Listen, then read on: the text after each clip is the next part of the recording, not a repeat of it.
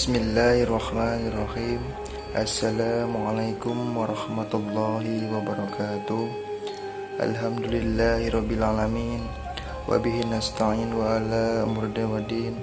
Wassalatu wassalamu ala asrofil anbiya'i wal mursalin.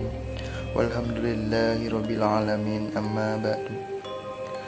Apa kabar dulur-dulur semuanya? Semoga dalam keadaan sehat dan ada dalam lindungan serta maghfirah Allah Subhanahu wa taala. Amin amin ya rabbal alamin. Kembali lagi di channel saya, Cinawi Gunung Karang. Video kali ini saya ingin menjelaskan tahap-tahap ketika saya mempelajari ilmu kebatinan. Sesuai pengalaman yang saya alami, mungkin setiap orang mempunyai jalan atau alasan masing-masing kenapa ingin memperdalam ilmu kebatinan. Kita flashback sebentar. Mengapa saya memperdalam ilmu kebatinan? Ada beberapa faktor. Yang pertama, saya terlahir di keluarga yang kental dengan ilmu kebatinan. Akan tetapi bapak sekaligus guru saya awal mulanya tidak ingin saya mempelajari ilmu kebatinan, atau saya tidak disetujui. Alasannya, resiko yang akan saya ambil terlalu berat. Sekali maju maka tidak bisa mundur lagi. Padahal saya sangat ingin mempelajarinya. Sewaktu saya kecil, saya sudah bisa melihat hal-hal yang orang lain tidak melihatnya. Dan di umur 12 tahun, saya mengalami sakit parah.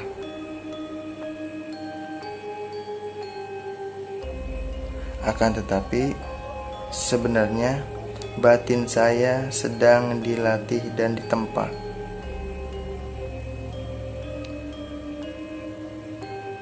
Dididik oleh sosok yang saya tidak mengenalnya.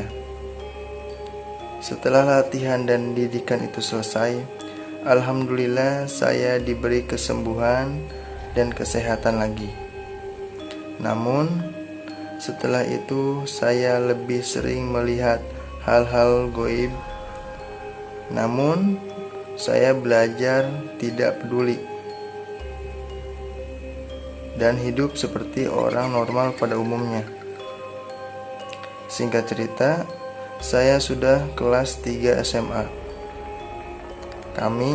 Saya dan teman-teman mulai sedikit was-was atas kelulusan kami. Maka dari itu kami mulai mendatangi makom keramat, makom para kiai, makom para kekasih Allah, mengharapkan karomah yang ada agar kami bisa lulus semua.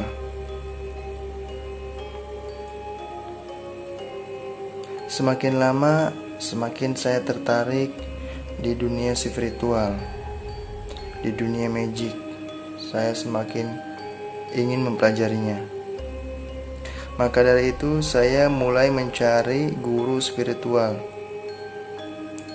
Alhamdulillah saya mempunyai beberapa guru. Guru yang pertama, beliau mengajarkan yaitu ibadah lahiriah, seperti mandi junub, wudu, sholat, puasa, dan hal-hal yang membatalkan ibadah tersebut. Benar-benar dimulai dari titik nol. Saya mulai menghafal dan mengingat pelajaran waktu SD. Ini adalah dasar atau modal, pondasi harus kokoh dan kuat. Jadi sebelum kita memperdalam ilmu kebatinan, maka yang harus kita perkuat yaitu pondasi. Pondasinya ibadah yang sering kita lakukan setiap hari. Selanjutnya, tahap kedua yang diajarkan, saya diharuskan izin kepada kedua orang tua saya. Alhamdulillah, saya mendapatkan izin. Setelah itu, tugas pertama yang diberikan oleh guru saya, sholat tobat di jam 12 malam. Benar-benar awal saya mempelajari ilmu kebatinan. Sholat tobat di jam 12 malam. Setelah itu saya dimandikan oleh guru saya. Nama mandi tersebut mandi tobat. Tata cara mandi tobat yang diajarkan yaitu 1. Sebelum masuk ke kamar mandi, kita membaca syahadat 3 kali, istighfar 3 kali, takbir 7 kali, sholawat 7 kali, bismillah 7 kali, Al-Fatihah 3 kali. Setelah dibaca semua, lalu kita masuk ke kamar mandi. Setelah itu kita berwudu. Namun air wudunya kita tampung di bak atau ember. Wudunya seperti wudu ketika kita mau sholat. Setelah beres, niatkan dalam hati memohon ampun kepada Allah Subhanahu wa Ta'ala. Lalu ketika itu disuruh meminum 3 teguk air bekas wudhu kita, sekaligus tahan napas. Ketika itu air mata saya tidak mau berhenti, terus dan terus menangis sampai mandi tobat itu selesai. Tahap yang ketiga, saya mulai diberi tugas puasa sunnah dari 1 hari, 3 hari, 5 hari, sampai 11 hari berturut-turut.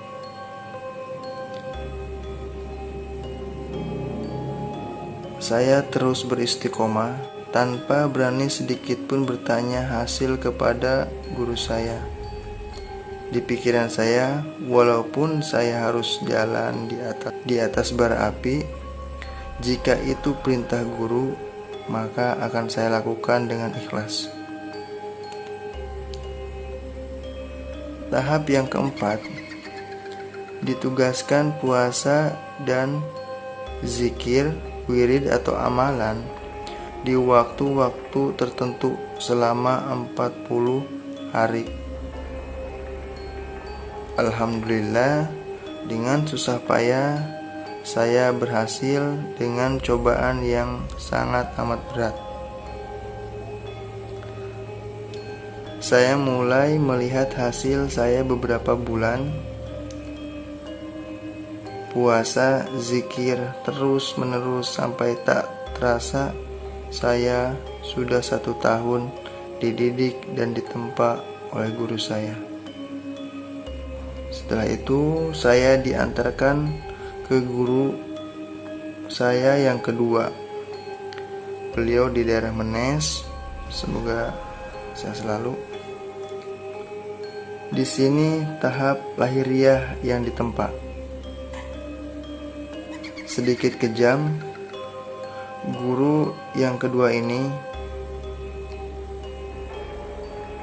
saya diharuskan bermukim di tempat beliau.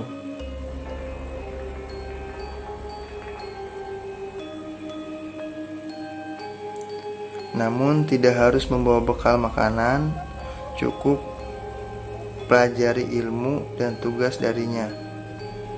Seperti guru yang pertama, beliau menugaskan puasa sunnah beberapa hari, tapi buka puasa dan sahurnya beliau yang menentukan dan yang menyediakan. Selama sahur hanya diberi rebusan kacang atau jagung, dan buka puasanya hanya sekepal nasi putih dan air setengah gelas. Badan amat sangat tersiksa. Ditambah zikir setiap waktu yang sangat banyak. Ketika tengah malam tidak boleh tidur, direndam di kolam 1-2 jam.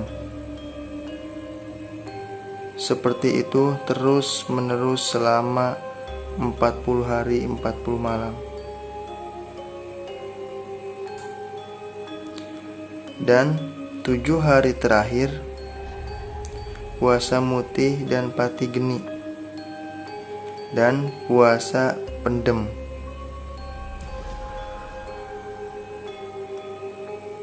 Puasa sehari semalam mendem dalam keadaan dikubur hanya kepala yang terlihat.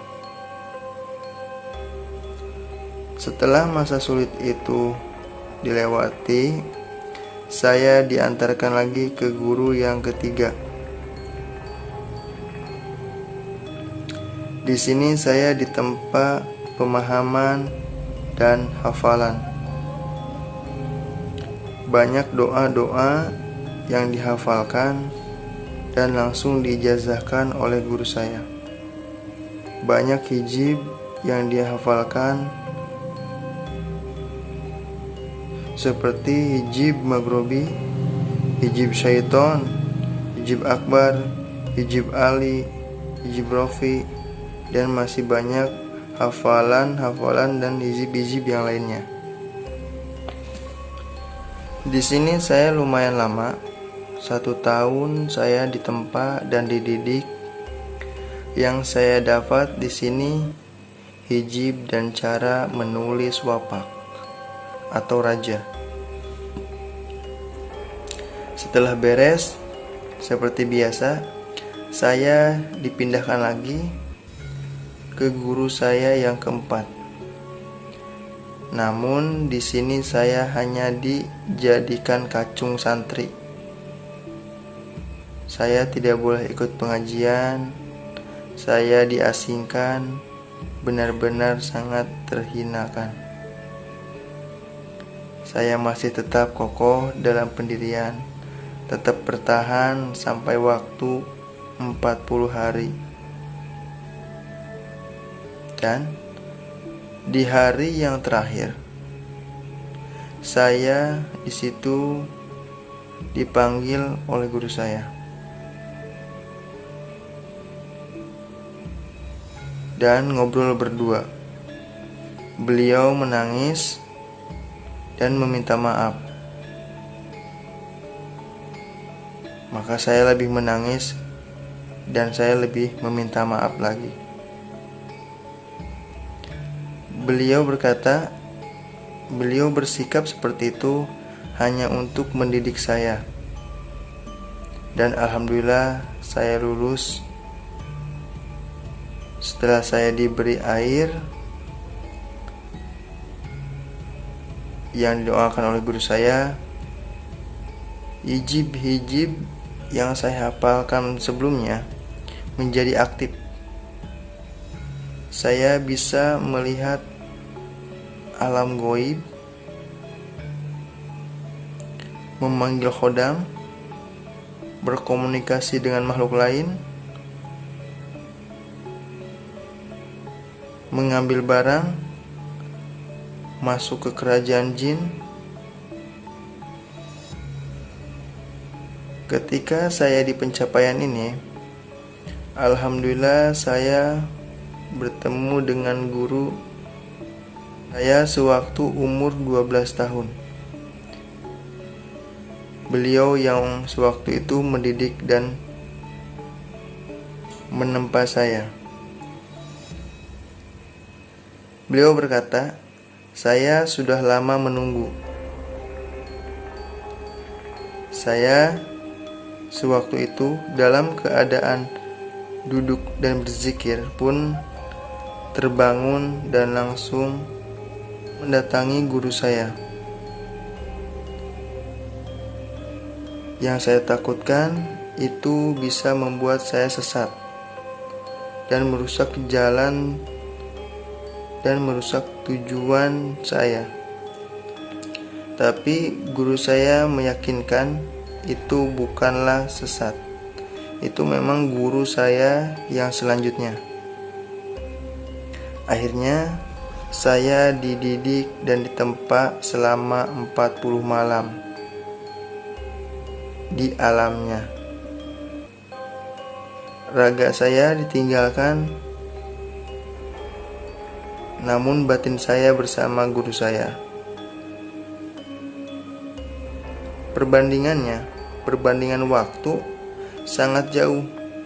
1 jam di alam manusia, 18 jam di alamnya. Rata-rata saya mulai duduk jam 12 malam dan bangun jam 3 malam.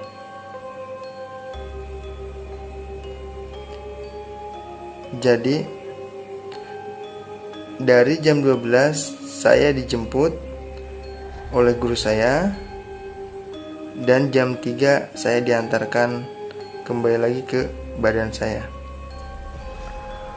Jadi 18 jam dikali 3 hasilnya 54 jam. 3 jam saya duduk di alam dunia, di alam sana 54 jam. 54 jam dikali 40, yaitu 40 malam. Hasilnya 2160 jam. Setelah itu dibagi 24 jam, hasilnya 90 hari. Jadi masa belajar saya 90 hari di alam manusia. Dan guru saya yang terakhir, yang sederhana, beliau tinggal di gubuk tua di pinggir sawah. Beliaulah yang membuka semua yang tertutup, menjelaskan yang tidak bisa dipahami, memberi petua yang luar biasa. Semua yang selama ini saya pelajari hilang di hadapannya. Yang ada hanya petua-petua beliau, ajaran-ajaran yang tidak akan bisa dipahami oleh nalar, pencapaian yang tidak bisa dijelaskan oleh kata-kata. Selama 7 malam bersama beliau terasa seperti 7 tahun. Bahkan saya ingin lebih lama lagi. Setelah beliau menyuruh saya pulang, beliau tidak bisa ditemukan dimanapun. Tapi saya yakin beliau selalu memperhatikan saya. Nah, jadi dari cerita atau perjalanan pembelajaran saya, ada beberapa poin yang harus kita perhatikan ketika kita ingin mempelajari ilmu kebatinan. 1. Guru. Guru adalah faktor paling penting dalam ilmu kebatinan. Kita harus mempunyai guru agar kita memiliki pegangan yang kuat. Yang kedua, niat yang kuat dan tekad yang bulat untuk mencapai sebuah tujuan.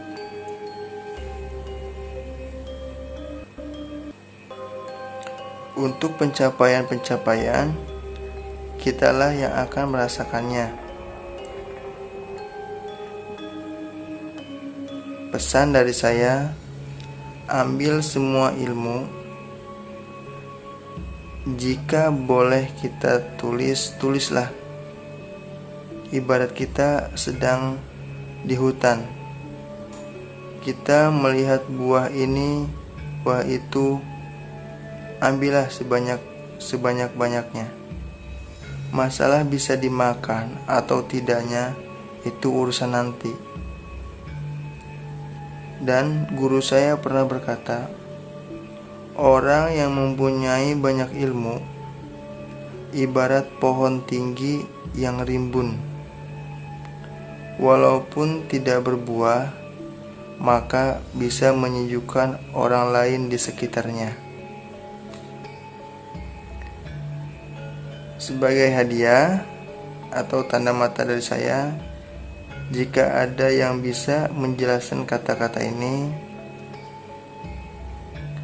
kosong artinya ada dan ada artinya kosong. Dalam pandangan yang tepat, maka saya akan beri satu bilah keris untuk yang bisa menjelaskan artinya. Jika benar, saya bilang benar. Jika salah, maka saya bilang salah. Cukup sekian dulu video kali ini. Semoga cerita saya bisa menginspirasi untuk terus bersemangat tholabul ilmi. Saya pun sama, masih harus banyak belajar. Jika ada kata-kata yang salah, mohon dimaafkan. Usikum binafsi bittaqullah. Assalamualaikum warahmatullahi wabarakatuh.